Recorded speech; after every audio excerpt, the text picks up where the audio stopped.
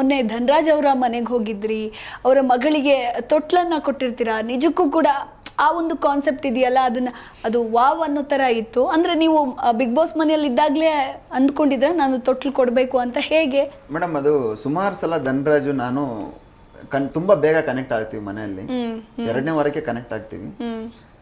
ಅವನಿಗೂ ಹೆಣ್ಮಗಳು, ನನಗೂ ಹೆಣ್ಮಗಳು.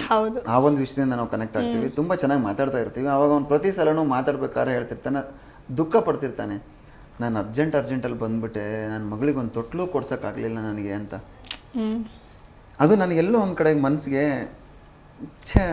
ಏನಿದು ಈ ಥರ ಮಾಡ್ಕೊತಾ ಇದ್ದಾನಲ್ಲ.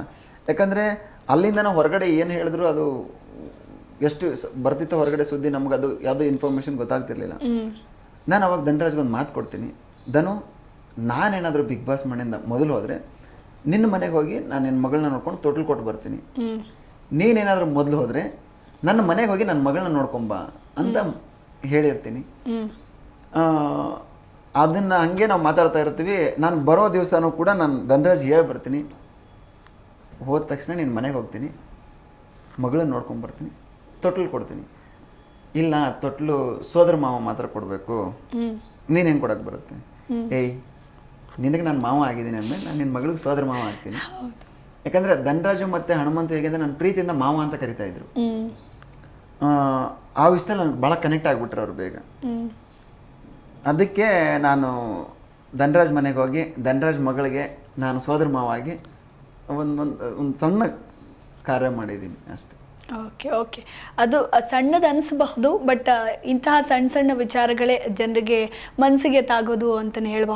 ಬಹುಶಃ ನೀವು ಆ ತೊಟ್ಲು ಬದಲಿಗೆ ಒಂದು ಬಂಗಾರದ ಸರ ಕೊಟ್ಟಿದ್ದಿದ್ರು ಇಷ್ಟೊಂದು ಕನೆಕ್ಟ್ ಆಗ್ತಿರ್ಲಿಲ್ವೇನೋ, ಬಟ್ ಆ ತೊಟ್ಲು ಕೊಟ್ರಲ್ಲ, ಸೊ ಅದು ನಿಜಕ್ಕೂ ಕೂಡ ಎಲ್ರಿಗೂ ಇಷ್ಟ ಆಯಿತು.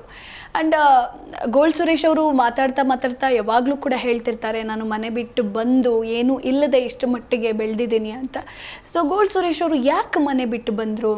ಅಂದರೆ ಅಪ್ಪ ಅಮ್ಮ ಚೆನ್ನಾಗಿ ನೋಡ್ಕೋತಾ ಇರಲಿಲ್ವಾ? ಅವರ ಬಾಲ್ಯದ ದಿನಗಳು ಹೇಗಿತ್ತು? ಅವರ ಕಷ್ಟಪಟ್ಟ ದಿನಗಳು, ಅದಾದಮೇಲೆ ಅವರು ಎದುರಿಸಿ ಇಷ್ಟು ಮಟ್ಟಿಗೆ ಬೆಳೆದಿದ್ದ ಹೇಗೆ?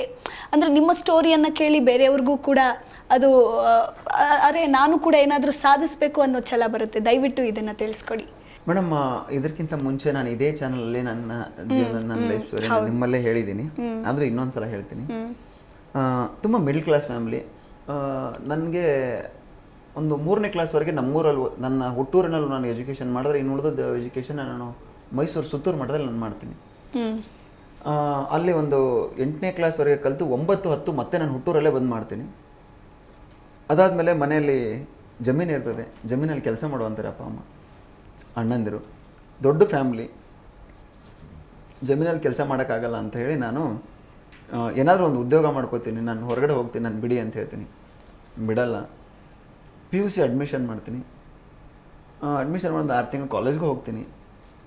ಅದ್ರ ಮಧ್ಯದಲ್ಲಿ ನಾನು ಮನೆ ಬಿಟ್ಟು ಬರ್ತೀನಿ. ಫಸ್ಟು ಬೆಳಗಾಮಲ್ಲಿದ್ದೆ ನಾನು. ಮನೆ ಬಿಟ್ಟು ಬಂದು ಒಂದು 15 ದಿನಕ್ಕೆ ನಮ್ಮ ಮನೆಯವ್ರು ನನ್ನನ್ನು ಫೈಂಡ್ ಔಟ್ ಮಾಡಿ ವಾಪಸ್ ಕರ್ಕೊಂಡು ಹೋದ್ರು ಮನೆಗೆ. ವಾಪಸ್ ಹೋದ್ರಿ? ವಾಪಸ್ ಹೋದೆ.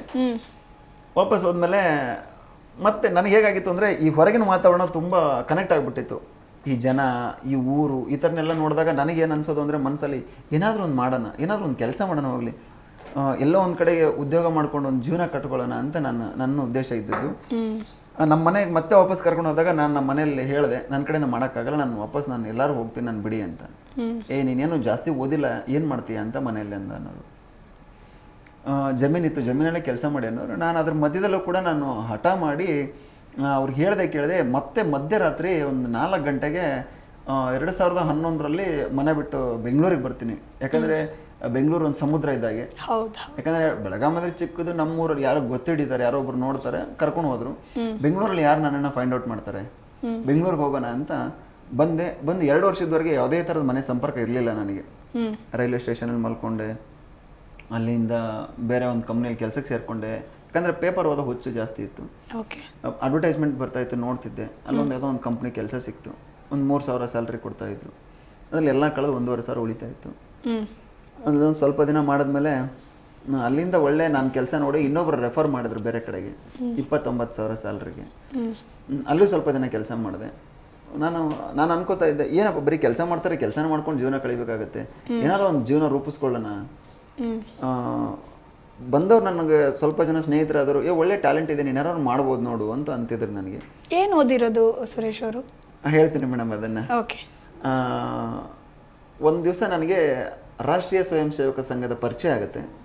ಅಲ್ಲಿರುವಂಥ ಸ್ವಲ್ಪ ಜನ ವ್ಯಕ್ತಿಗಳು ನನ್ನನ್ನು ಗುರುತಿಸಿ ನಾನು ಸಂಘಕ್ಕೆ ಪೂರ್ಣಾವಧಿ ಕಾರ್ಯಕರ್ತನಾಗಿ ಸೇರ್ಕೋತೀನಿ. ಇಂದ 2015 ನಾನು 14 ಡಿಸೆಂಬರ್ವರೆಗೆ ನಾನು ಅಲ್ಲೇ ಕೆಲಸ ಮಾಡ್ತೀನಿ, ರಾಷ್ಟ್ರೀಯ ಸ್ವಯಂ ಸೇವಕ ಸಂಘದಲ್ಲಿ ಇರ್ತೀನಿ.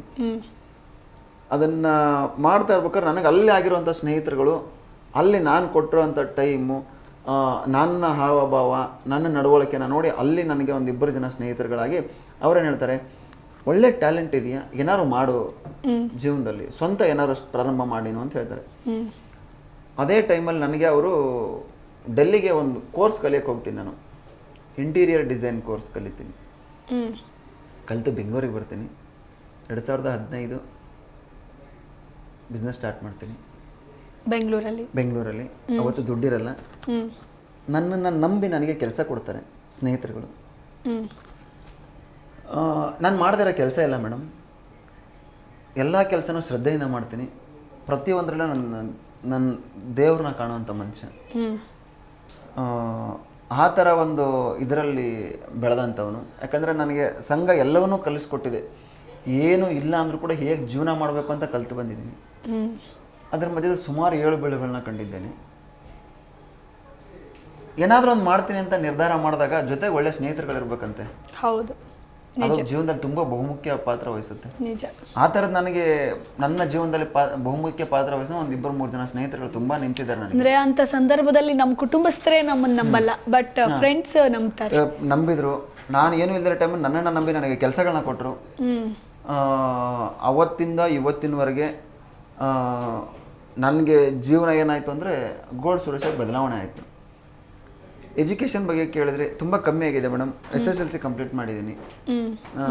ಇವತ್ತು ಬೇಕಾಗಿರೋಂಥ ಕರೆಸ್ಪಾಂಡೆನ್ಸ್ ಇನ್ನೊಂದು ಮತ್ತೊಂದು ಏನೋ ಮಾಡ್ಕೊಂಡಿದ್ದೀನಿ. ಬಟ್ ಅದು ಯಾವುದೂ ಕೂಡ ನನ್ನ ಎಜುಕೇಷನ್ SLC ಅಷ್ಟೇ ಮೇಡಮ್. ಕಲ್ತವ್ರಿಗೆ ಒಂದೇ ಕೆಲಸ ಮೇಡಮ್. ಹೌದು. ಸಾಫ್ಟ್ವೇರ್ ಇಂಜಿನಿಯರಿಂಗ್ ಮಾಡ್ತೀರಾ, ಸಾಫ್ಟ್ವೇರ್ ಮಾತ್ರ ಮಾಡಬೇಕು. ನಿಜ. ಒಂದು ಗೌರ್ಮೆಂಟ್ ಎಂಪ್ಲಾಯ್ ಕೆಲಸ ಮಾಡ್ತೀರಾ, ಅವ್ರು ಓದಕ್ಕೆ ತಕ್ಕಂಗೆ ಅವ್ರು ಗೌರ್ಮೆಂಟ್ ಎಂಪ್ಲಾಯ್ ಆಗಬಹುದು. ಒಬ್ಬ ಬ್ಯಾಂಕ್ ಮ್ಯಾನೇಜರ್ ಆಗಲಿ, ಪ್ರತಿಯೊಂದು ಡಿಪಾರ್ಟ್ಮೆಂಟಲ್ಲೂ ಕೂಡ ಅಷ್ಟೇ ಗೌರವಯುತವಾಗಿ ಅವ್ರವ್ರು ಕೆಲಸ ಮಾಡ್ತಾರೆ ಮೇಡಮ್. ಹೌದು. ಯಾಕಂದರೆ ಅವ್ರಿಗೆ ಆ ವಿದ್ಯೆ ಇರ್ತದೆ, ವಿದ್ಯೆ ತಲೆಗೆ ಹತ್ತಿರುತ್ತೆ, ಅದಕ್ಕೋಸ್ಕರ ಅವ್ರು ಅದನ್ನೇ ಉದ್ಯೋಗ ಮಾಡ್ತಾರೆ. ನಾವು ಹೆಂಗೆ ಅಂದರೆ ಅರ್ಧಂಬರ್ಧ ಎಜುಕೇಷನ್ ಕಲ್ತವರು ನಮಗೆ ಧೈರ್ಯ ಜಾಸ್ತಿ, ಧೈರ್ಯ ಜಾಸ್ತಿ. ಏನಿದ್ರು ಬದುಕ್ತೀನಿ ಅನ್ನೋದು, ಎಲ್ಲೇ ಇದ್ರೆ ನಾನು ಬದುಕ್ತೀನಿ, ತಲೆ ಕೆಡಿಸೋಳಲ್ಲ ಅಂತ ಈ ಥರ ಧೈರ್ಯ ಜಾಸ್ತಿ ನಮ್ಗಳಿಗೆ. ಆ ಥರ ನಾನು ಧೈರ್ಯ ಮಾಡಿದಾಗ, ನನಗೆ ಜೊತೆಗಿರೋಂಥ ಸ್ನೇಹಿತರುಗಳ ಸಾಥ್ ಕೊಟ್ಟಾಗ ನನ್ನಂಥ ಗೋಲ್ಡ್ ಸುರೇಶ್ಗಳು ಹುಟ್ಕೊತಾರೆ. ನಿಜ.